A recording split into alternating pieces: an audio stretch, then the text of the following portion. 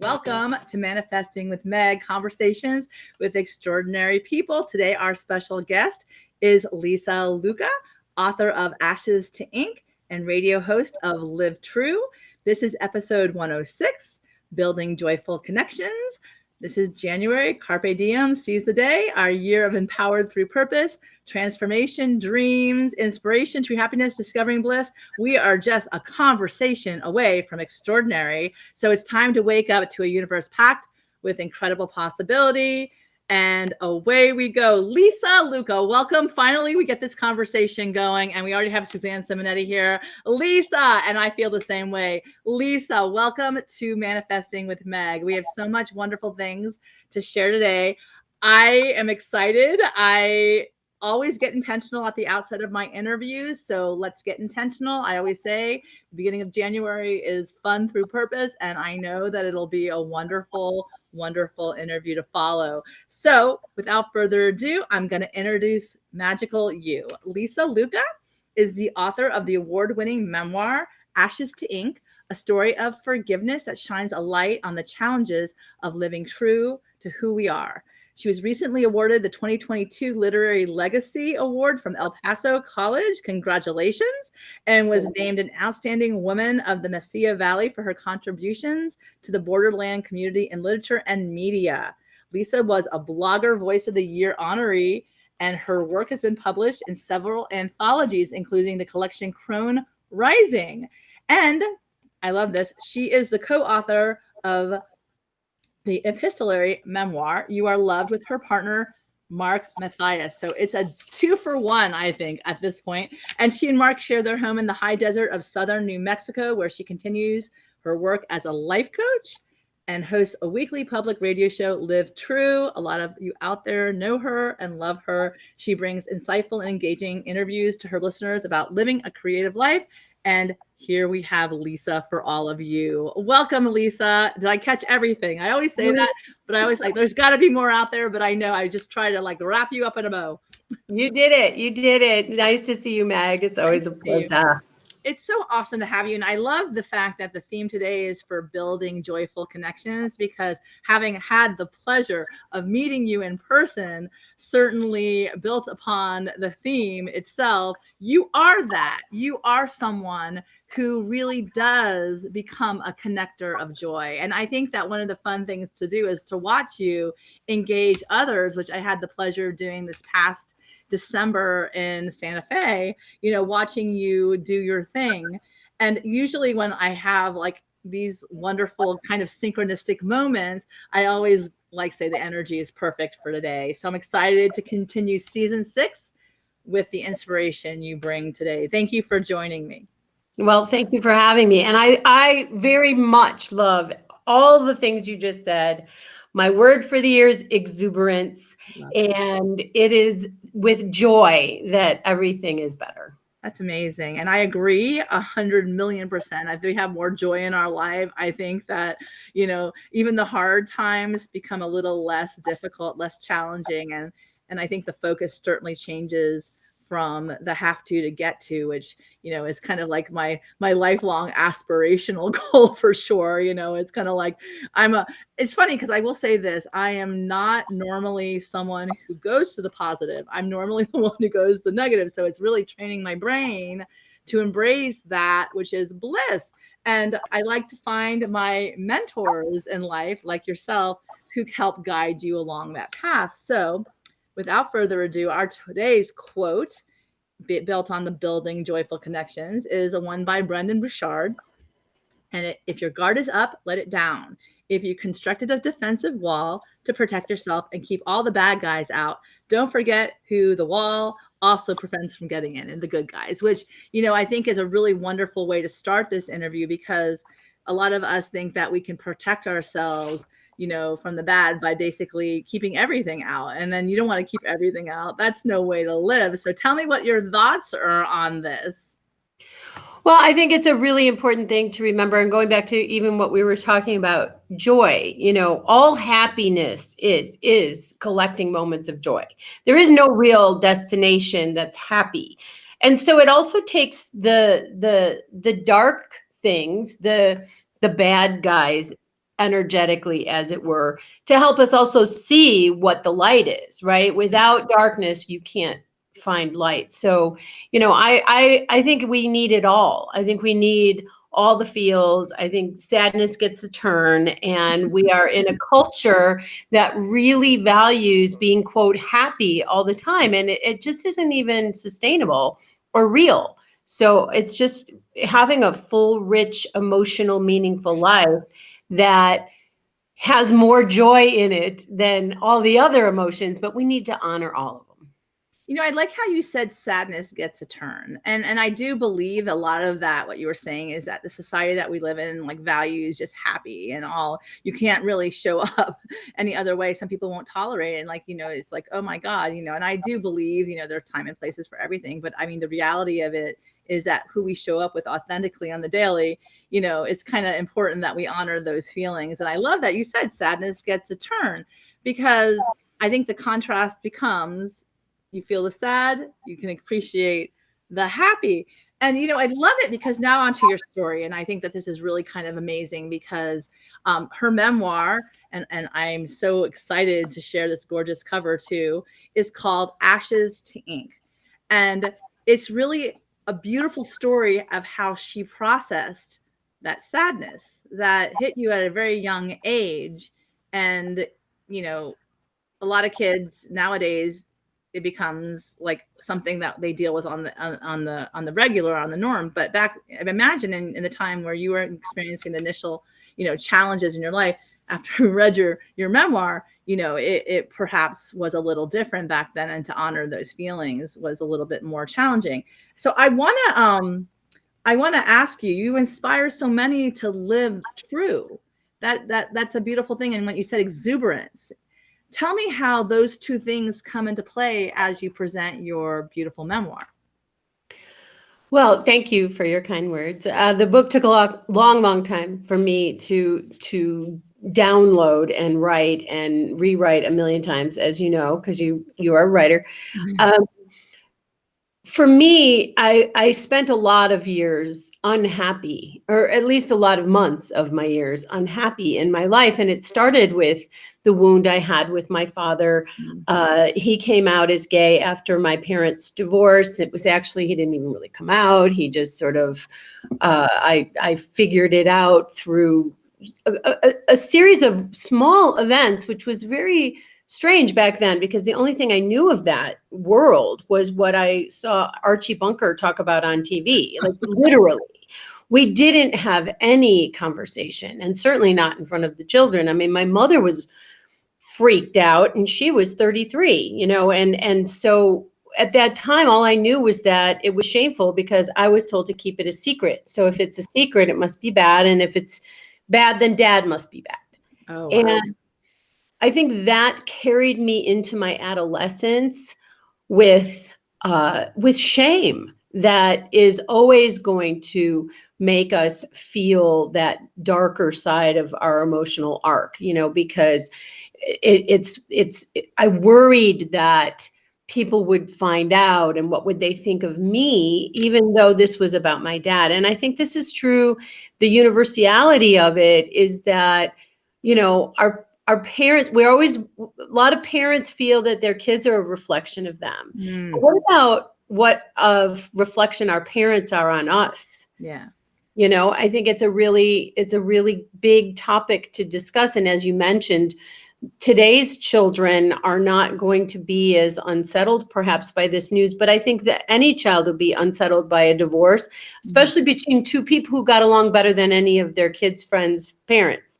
Right. So I think the message for me was that I had to find my own way to my happy place, my joy, and not have it be through the love of a man, which was what I sought over and over and over again to try to heal that wound unsuccessfully. Well, I think that's amazing what you're saying there. It's just like the process over time where we have to literally go back to, oh my God, where's the wound?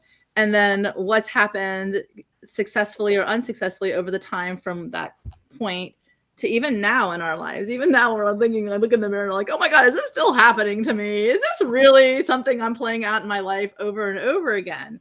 And I think that, one of the most beautiful things, and I really kind of play this really like a huge orchestra in my life, is like the wisdom that you've gained by virtue of the questions you continue to ask you, especially if you're writing a memoir, especially if you're like taking that deep delve into that profound pain at the beginning to figure out why you act the way you do in the present. And I think the beautiful thing about it is that nobody wants you to be any other Lisa Lucca than who you show up today. So you had to go through all of that beforehand to get here.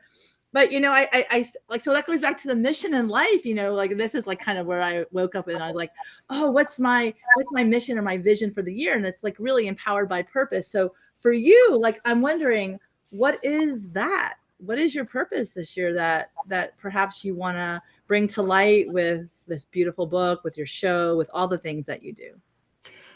Well, I truly believe this year is about just reaching further to inspire more people to continue to live a life of meaning. I am motivated by meaning. As a coach, I talk with my clients all the time, and a lot of times I can assess pretty quickly what they're motivated by. And some are security, and some are fun, and some are power. And I'm truly my husband's pleasure.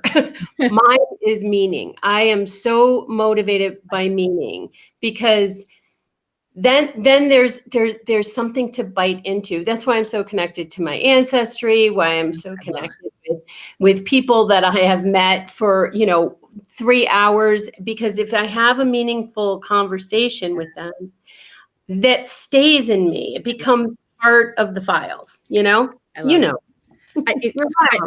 But what you said right there is like, so sometimes you always wonder, why is it that you have such an interest in your ancestry and where you came from, and where I think it's kind of fun to think about, especially as storytellers, and certainly you are a storyteller in many different facets, that the meaning from where you came from, the people who came before you, that like drives your story on to the future, even to that beautiful place behind you and that gorgeous picture in Italy. It's like, it's so cool. For lack of a better word, cool. It's so cool to know that, like maybe somewhere along the line that just kind of, made your story more exuberant, right? Because you get excited about it, right? You get excited about those links that hold us together or catapult us on. And so how was it in telling your story in Ashes to Ink, and especially something that was like really from the wound from your dad? Like, how is that something that leads to more deeper meaning for your life as you show up in this world? That's a great question. I think for me, writing the memoir was incredibly cathartic, as most memoir writers would say the same thing. And it was an opportunity for me to understand my own story better, to reach a deeper level of forgiveness for my father and his narcissism, which didn't let him off the hook. It released me, right? And I think that that's one of the things we don't always assign to forgiveness, that it's actually freedom for us, not some sort of way for the other person to again be off the hook. And what happens when we carry those wounds that we don't forgive or we don't let go of, you don't even have to forgive so much as let go of the holding on to the pain, because it only holds into us and not the other person. So I wasn't hurting my father by being upset and still wounded by what I felt was a betrayal of our family, which was really the core wound. Didn't matter really why. When I could let go of that, and also let go and understand this is who this man is, he's not going to change. I get to choose what kind of relationship I want to have with him. No relationship at all, or one that's close, or something in between. And I think that's what we have to do, is we choose so much of our lives. We choose even how we feel. Yeah. Often guilty is a choice. I felt so guilty I didn't call my mom back in 20 minutes. Well, do you really have to feel guilty? I mean, like, a lot of my clients, they come so riddled with this sense of feeling guilty for having boundaries. And I think that is, for me, one of the things that my book really shows is a woman who had pretty much no boundaries and evolved through time. And, once I became a coach, I put the magnifying glass on myself and saw all the ways that I needed to do the work. And then I could work with others. I love it. This is a story of heartache and the power of forgiveness. Ashes to Ink really does shine a light, and in your synopsis, it shines a light of living true to who we are. And I think that a lot of people, that shame component really does. It's more torturous than anything. Is that when the guilt and shame of your life? I'm like, it's like, how many more years are you going to live on this earth? Really kind of in bondage to something that perhaps you could have freed yourself from so long ago. And I think that one of the things about what your book does is really, really encourage. And I can see that you do this in your coaching practice too, inspire other people, maybe that you don't have to live like that. You can, and then that is the beauty of life, to shift, to change. So one of the things I love to do, and I say this all the time, is to show people's inspirational quotes. And I think that yours are fantastic. I want to start with this one. It starts, and for me, it tells really a story of how who you are, and in a nutshell, perhaps in a visual, shows other people what's really important to you as well. And our first one today is: the truth will set you free. I mean, go ahead, explain to everyone what that means to you. Well, it truly, that is at the heart of Live True, right? Yeah. The truth of who we are, to express ourselves honestly, to live in connection to others without any false expectations. I mean, there's just so many ways we can go down that road. But to me, it is freedom when we can live true to who we are and we can tell the truth. Yeah. Because when we have to weave fabrications and lies about anything, and sometimes they are warranted. There are certain situations in which people have to mask who they are or what they're about for reasons that include employment and whatnot. My father had to really hide who he was in his business life for a very long time. So did my sister. And we're getting better as a culture than ever before. But that is not okay. And so it's also fighting the establishment ways that we are forced to live out of our own integrity to make a living or have our children in school. I had a hard time when my son was in first grade, because I had him in a little private Catholic school, because that was the only one with after school care. And they didn't like that I was a single mother. It was like, I mean, sometimes you are going to just be attacked by other people, but standing true with who you are is the real way to live your life most authentically. I absolutely agree. Certainly, I think it's the cover up that always kills you. I go, it's like when you show up, I always laugh, because after I wrote my memoir, I was so terrified of putting it out there. And I'm sure I would love to know your insight into that as well. It's like, oh my God, what will people say? And I was like, well, it's all out there. What are they going to do to me now? It's like, there's no cover up. Everything is out there. At least from my perspective, what are they going to do to me now? It's the truth. It's my truth. And how people process that, hopefully it will help them or inspire them. And if it doesn't, but it's still my truth. And one of the things as a lawyer, defamation is only a case if it's not true. So literally that is important to me for sure. Back to one of the things that I love also, this is so fantastic, because first of all, I love Carrie Fisher, and her life was literally broken in many spaces, but at least her craft, what she came to show up with passion, and when she was telling her truth, it was beautiful. Take your broken heart, make it into art. Carrie Fisher, tell me what this means to you.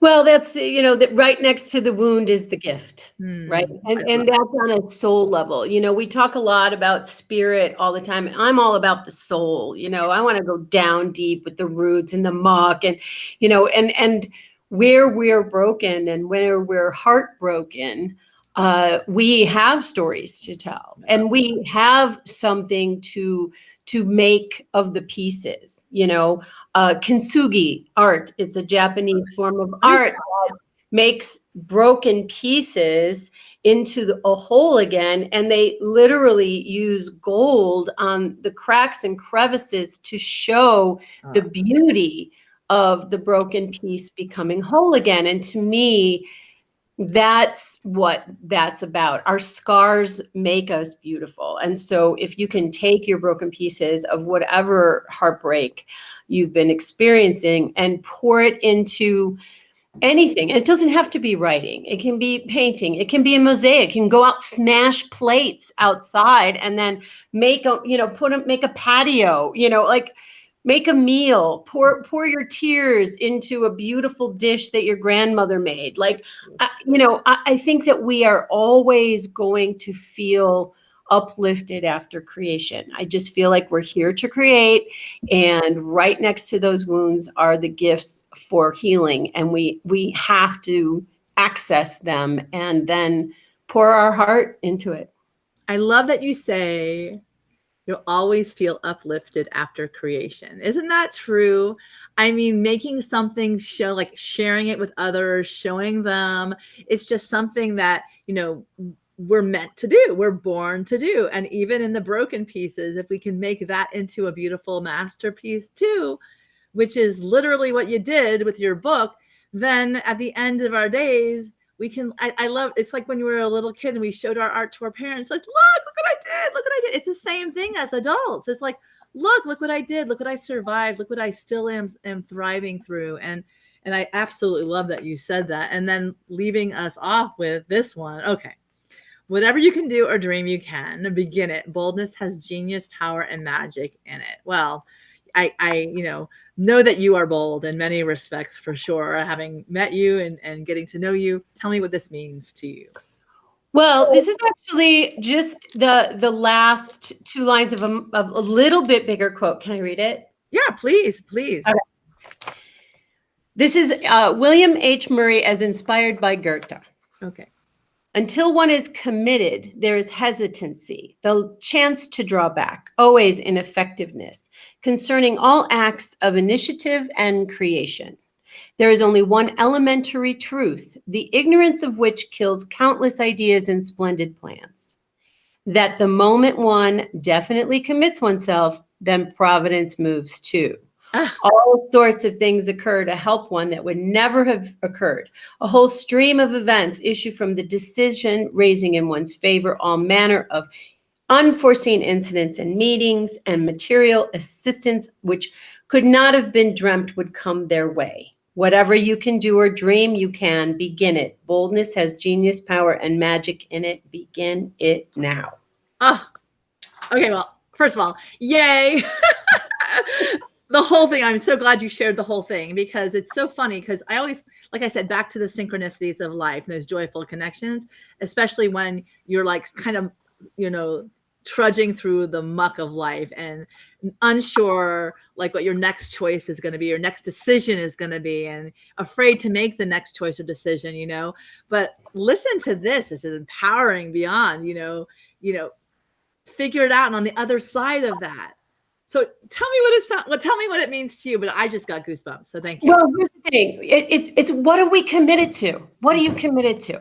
You want something, you say you want to do something, whatever it is, say you want to learn how to bake bread. Okay. Well, you have to have the ingredients to bake the bread. So what are you committed to? You're going to go and find the right recipe. You can find the right ingredients. You're going to go to the store and get them. Everything that we create, everything that we complete had to have a commitment behind it. And when we make a decision, whether little one or a big one, all of a sudden doors open to help that decision along to its creation, because the universe only hears that this is the outcome. So when we're focusing, and this show's about manifestation, right? When we're focusing on manifesting something in our lives, then we have to put a lot of our attention on that final outcome. What is the result? Yeah. Not all the obstacles we're going to get in our way, all the reasons why we can't do it. When we focus on all that, well, we just get more reasons we can't do it. Yeah. Because the universe doesn't know the difference. There's no right or wrong. It's what you focus on grows. So focus on what it is you really want. I love it. Well, I think and splash of like fun and enjoyment along the way, you know?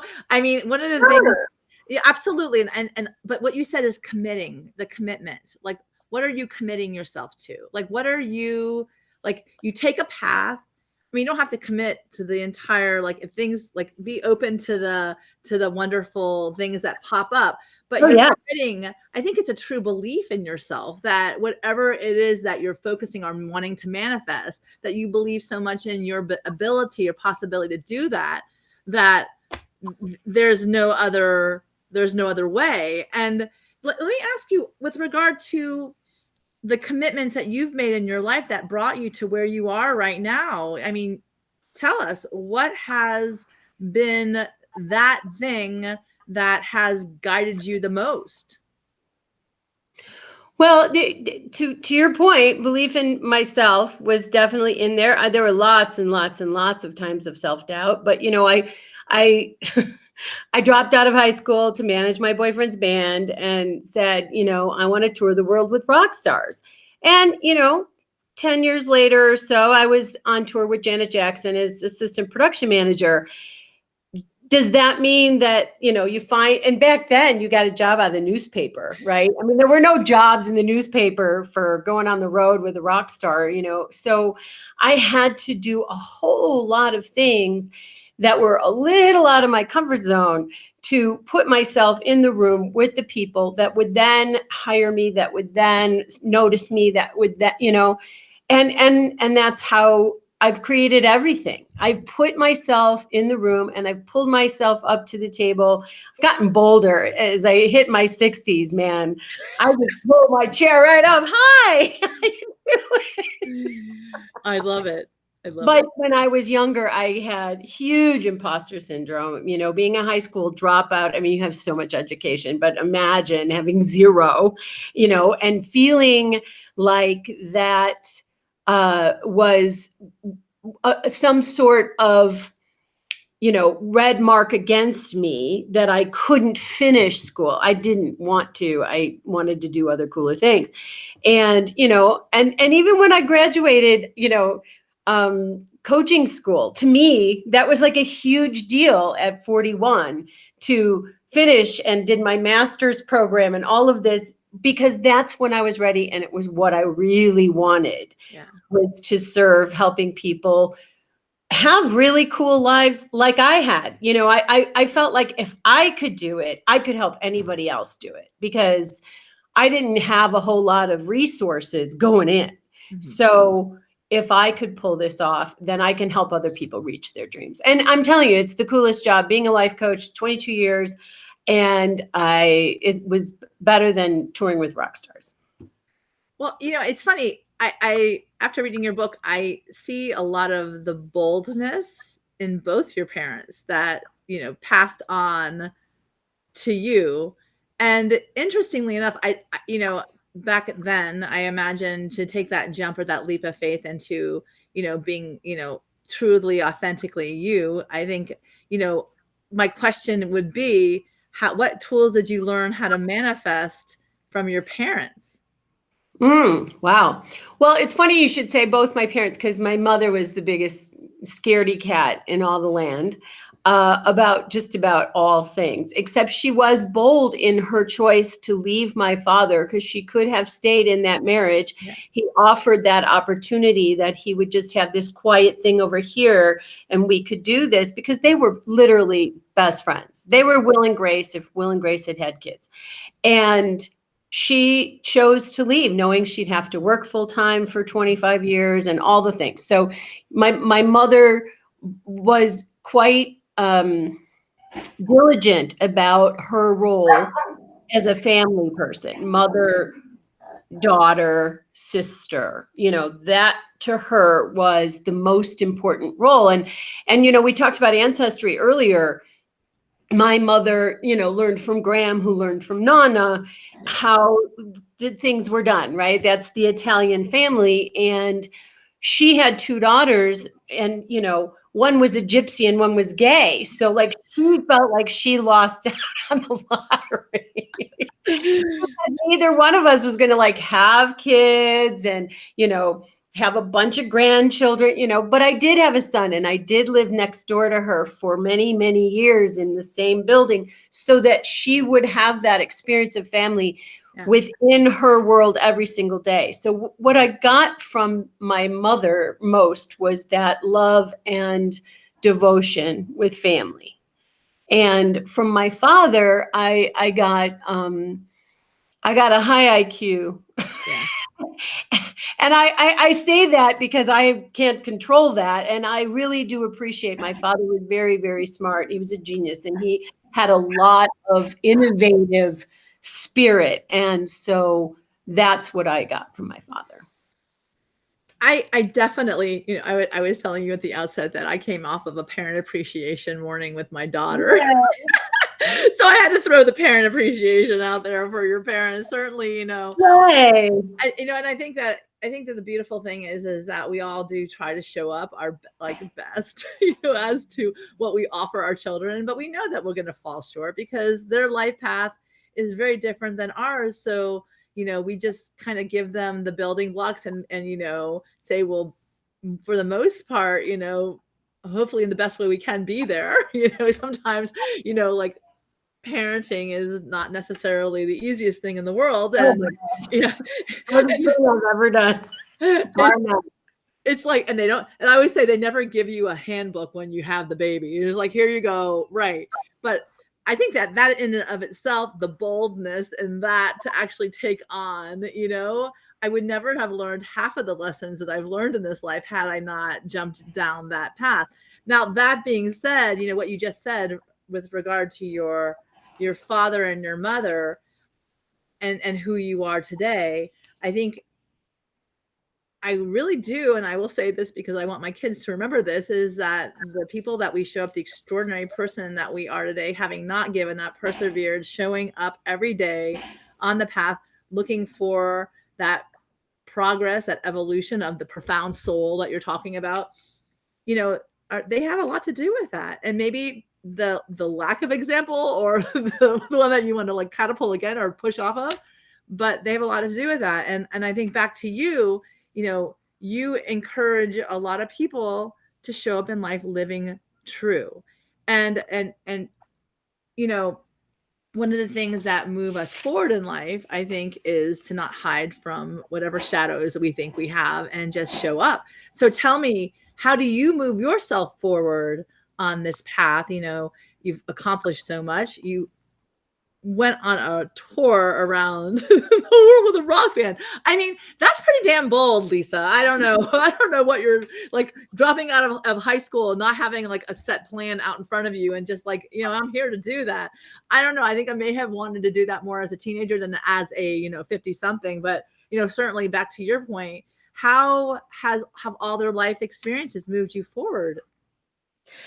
Well, it's really funny because I dropped out of school, and then I moved to San Francisco, sight unseen, at 21, and then moved again with my roadie ex-husband to Nashville, sight unseen, at 30, and then moved here to Las Cruces, in my late 50s, sight unseen, again with Mark. And so it's interesting to see the evolution of, I have a really, I have a curiosity and a belief that things are going to work out okay. So I want to go try the thing, and I don't mind moving somewhere I'm unfamiliar with in a weird way. I don't know how to explain it, because there are some things that I may, ruminate over making a choice about, but these big choices to move to new cities always had the promise of something bigger and better. In the case of California, I always felt pulled to the ocean. And of course, that's where I met Mark. And, we've been friends for 40 years. And you just read the book. So, that's who I live with, that Mark. And so, we found our way to this relationship. And in part because my parents' friendship was something modeled to me throughout my entire life, that my parents' marriage was based on friendship. So the part of my life where I grew into from, a tiny little tot to even to my adolescence when they divorced, I watched their friendship, and they really enjoyed each other's company. They were each other's best friends. So I think there was something that I was steeped in that, so that this relationship with Mark that came out of this really deep friendship really has something to do with them too.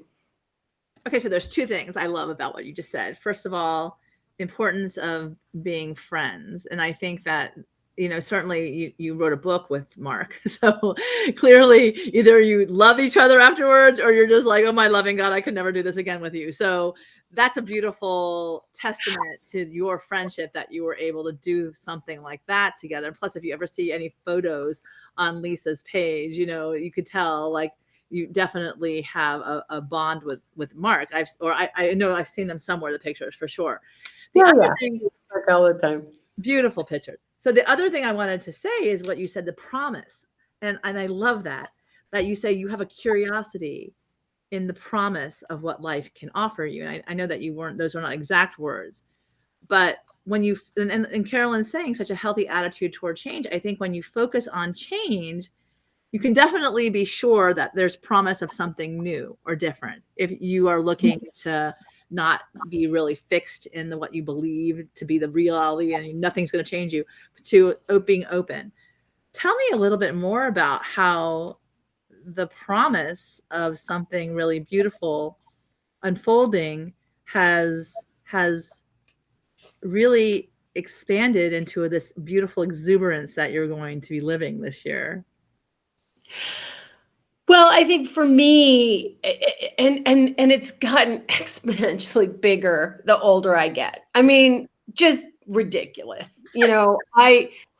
I had a lot of insecurity and a lot of fear in my life. Anyone who reads my book, all these cool things that I'm doing now, I couldn't have really imagined that I would do them. I wanted to imagine that I could do them, but I just had to do the next right thing. So, and you are very, very, very accomplished as well. And so I think it's important for people who are just newly on a new path to remember that we've had, disappointments and failures and challenges and heartbreaks and all the things. And that, a little paragraph bio only really encapsulates cool stuff, right? So, I mean, I think it's really important that we remember that, because I always look at a new situation and I like to shake it up. I think Love it. The snow globe, I like it when it's snowing in there, not outside my window. You and sunshine girls, but I think it's important to shake things up. And I want to go back to what you said about Mark in the book, because make no mistake, our book is entirely our emails to one another over the course of 10 years when we were on opposite sides of the country. He was unhappily married, I was unhappily single, and we were still great friends. And we wrote to each other all these long missives about life and God and love and parenting and disappointment. And the only thing we wrote together was the introduction in the back cover copy, and we argued a lot. So I want to be clear. But I will challenge that, because when you're saying that you wrote to each other, though, that's the beauty of the conversation, where it's allowed to effortlessly flow. So, yes, okay, yeah, who's going to say what to be what's in that little paragraph, that box that you're going to basically put yourself into. But the reality is when you weren't judging the box, Oh yeah, when we were with each other, it was awesome and it was beautiful, and I didn't want only me to read his beautiful words. He's a gorgeous writer too, and I really wanted I wanted that conversation out in the world for probably more the people that we knew as sort of a legacy piece. And it was a lot of fun to do it. It was really cool. I love it. So I think that as we like face the world this year, I think, one of the things I always like, as far as manifesting is concerned, I think intentionality is really important. I think it's kind of like if you fail to plan, you plan to fail, right? It's like, not that I'm not looking to failure as being a like horrible thing, like Meet the Robinsons in Disney World. We're like, whoa, you failed. Yay, good for you, But the reality is that I think with a vision for that, your vision for your life, I think that more things can come to fruition. I mean, listen, you wrote a memoir, you had a vision to complete it. That was the end. That was the committed end that you made to yourself. And it's a beautiful end. And I'm not going to spoil it. But back to intentionality. And I think that one of the things I love about the show is that I ask for the other, Lisa, my guest, to set your intention. So when we met today, that you could share what that was as far as a synchronicity in the magical guide to bliss and building on these joyful connections. So Lisa, what was your intention today before we met? Well, my intention was to have an exuberant, meaningful conversation with you today that would inspire the people who are paying attention and watching. Love it. That is always my intention. I love it. Absolutely. And the thing is when I get to have fun with the person I'm talking to, it always turns into a party and a half, and we could go on for hours and hours and hours. So what was the insight that you chose to match the intention? In the magic my magic number forever and ever is 11. Oh, I love 11. And 11, and it's actually my soul number too. It's what my birth date adds up to. It's all kinds of things. And you're a Sag too, right? You're a Sag. I am Sag. Love it. Yes, ma'am. So what is number 11 in the magical guide? And Reinvent yourself. I love it. I love it. Yes, yes, yes. And you really can reinvent yourself. I mean, everything about this resonated with me. And I read it this morning because I knew we would be doing this. And, I've reinvented myself a bunch of times. And every iteration is still in here, So it just kind of builds on the last invention. And when I love it.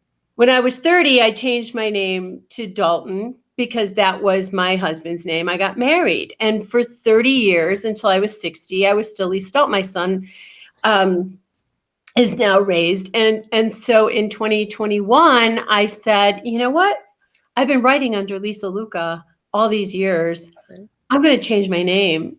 So I go into this last third, my crone years, with a name I chose, comes from my ancestry, which is my great-grandmother is from Lucca in Italy, and it means bringer of light. So I literally reinvented who I was in a way that has just elevated my life in a huge way in the last 2 years, ridiculously. I love it. I was so hoping you were going to tell that story because it really did impress me. The fact, first of all, in your book, the birth certificate story when your mother was helping you, but at the same time that you went and you actually changed your last name to something that so resonated with who you really are, this beautiful, shining, beautiful, brilliant light in the world. And I do, like, this morning I was at, like I said, my parent appreciation. There was a big lighthouse, and we're meant to be lighthouses for others who are basically perhaps in the dark. And I think one of the things that you said that meets that beautifully is, oh my God, the promise of life by virtue of staring at the light of others, saying that I want that and making a commitment to get there because you inspired them, Lisa. And, I have to say, what an incredible gift to the world, especially when you're encouraging other people to live true. So one of the things I love to always bring it around with, which is, I must say, for me mostly, is what would be your final inspiration for those who are listening today for their dreams to come true? You know what? Live true to who you are and pour yourself into something to bring to the world. And it just creates something. There's so much life in creation. Yeah. And I think we I mean, I can binge a series like anybody else. I don't do it much though. And when I do, I really enjoy it. But I think we have a culture that has a lot of focus on consuming other people's art. And I think that maybe we should all maybe be making some. I love it. I love it. You guys make your own art. I love it. And I want to put this back up there because, you know, the bottom line with what she said tonight really did resonate to me is take your broken heart, make it into art. My God, what wonderful inspirational words to take home. And I would say, you know, each person is a creator. We are a creation. And I think that we're meant to bring beautiful things into the world by virtue. The only things that can come through us, which comes from an exuberant commitment to the self and telling your story the best way you can. So how can these wonderful people out there find you, Lisa, so that they can get more of this conversation and more listening to all of the wonderful interviews you bring out, like Leslie Rasmussen's here, Carolyn Arnold, Susan Simonetti? These people are a part of your story too now because you have helped them bring their story out by living true to your own.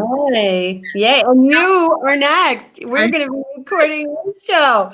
I can't wait to have you on my show, Meg. I'm excited. So tell everybody, where can we find you, Lisa? Well, you can pretty much find everything on lisalucca.com, 2 C's. And you can get a link directly to my shows. Your show's 165, so there's a lot of them. Some really great, interesting local stories, big stories, people from the entertainment industry, lots and lots of authors. Really a show about living a creative life. And you can go to livetruewithlisalucca.com, and there's a button there for the archives. And I just want to make sure that's lisalucca.com. It's lisalucca.com, COM, for those in the podcast world who are listening right now. So make sure you go to there and check her out. And I'm sorry, keep going. Yeah. And you know, all my links are pretty much available through there. My coaching is livetruecoach.com.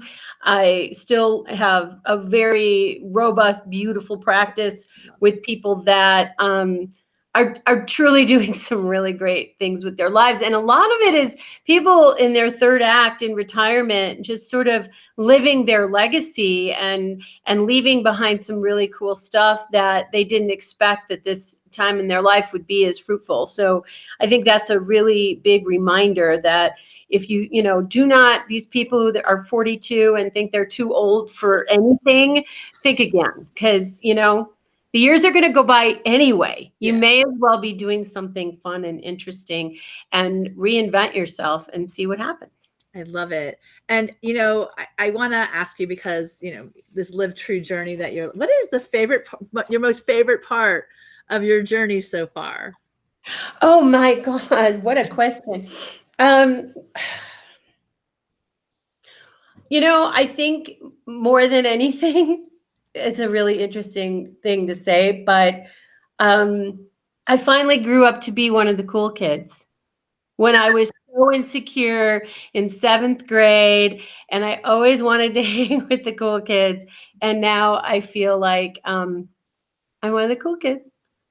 I have to tell you, you always were. I know that for a fact. I know that for a fact. So before we go, everybody, I want you guys to go out there and get her book. Support Ashes to Ink. You're going to love the story. I really did enjoy it. It's a beautiful memoir, and it's a beautiful story about the power of forgiveness. And I encourage you to do that. I think it's on Amazon.com, all the BNN.com, all of the places you can buy books. So go out and purchase it. It's a wonderful book. Even the cover is absolutely gorgeous. Oh, look at that. I just designed it. Oh, that's amazing. Even better. So, go learn more about Lisa. She is who she says she is. She lives true.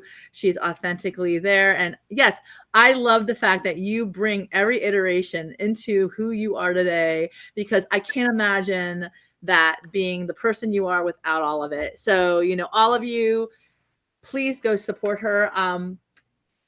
What is next for you? Just give us one more thing before we go. What is next?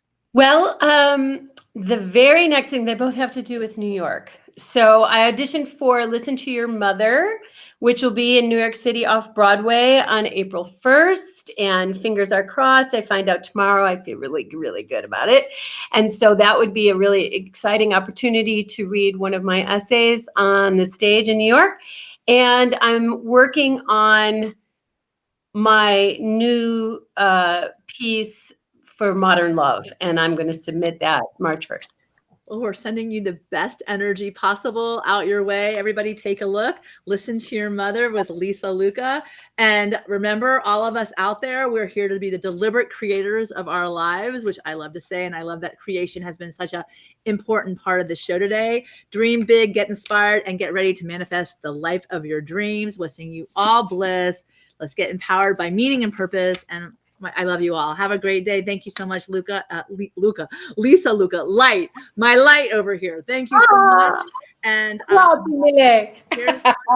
molto, molto piacere mio, no? Piacere mio. But I want to say thank you to all of you. Thank you, Lisa, for joining me today. And go build your joyful connections in January. And let's look forward to an amazing, amazing year. Have a beautiful day. Bye, everybody. Thank you so much, Meg.